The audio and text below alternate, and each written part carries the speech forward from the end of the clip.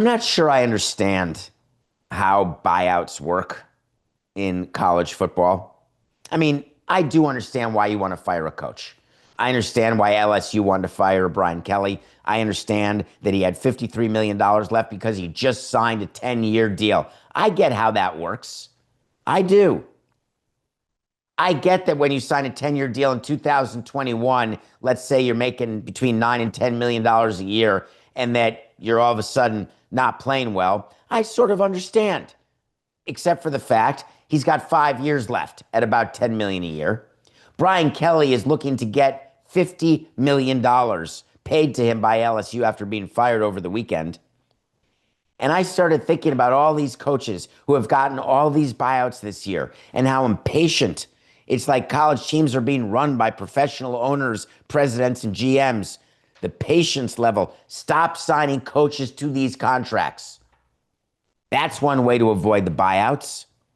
But the craziest part about the LSU firing of Brian Kelly is not the $53 million buyout. The craziest part is the guy you elected for governor in Louisiana, a guy named Jeff Landry. I bet you didn't know that in addition to attempting to help you rebound from Katrina, in addition to trying to figure out how the legal system differs in Louisiana versus the other states, in addition to figuring out poverty, hunger, who's got the best crawlers, he's getting involved in your sports. Did you know that when you voted for him? Was that part of the debate? When the governor is found to have been in a meeting with the Board of Supervisors of LSU, who, by the way, he handpicked, and boosters to discuss whether Brian Kelly should be fired. Can you imagine if we had a fan club involved in the firing of a manager and the owner and the president and the GM were not in the meeting? Can you imagine? Do you know what that's called?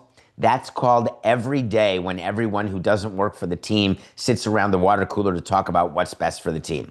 And do you know what that means? That means that we don't care what you meet about or what you say. We don't make our decisions based on that. Well, in Louisiana, that ain't the case.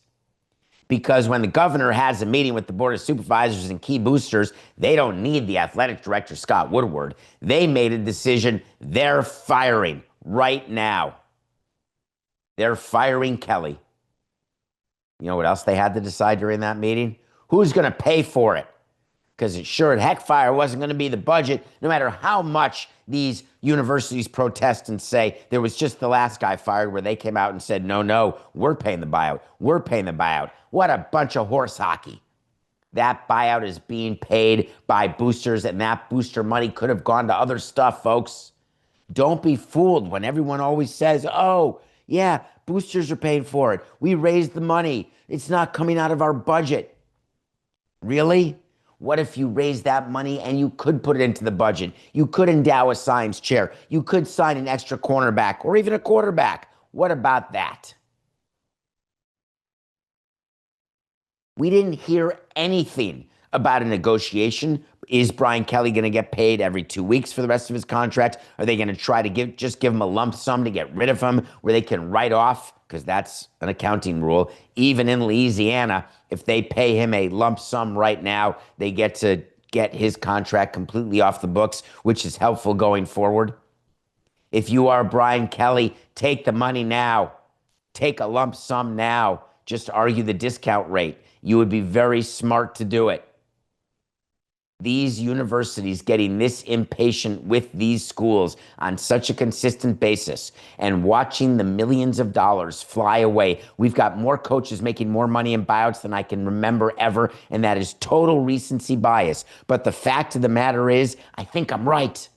And if I'm right, there's got to be a reason. And the reason is the level of patience being shown by the universities, by the boosters, by the governor has gotten that trigger slow.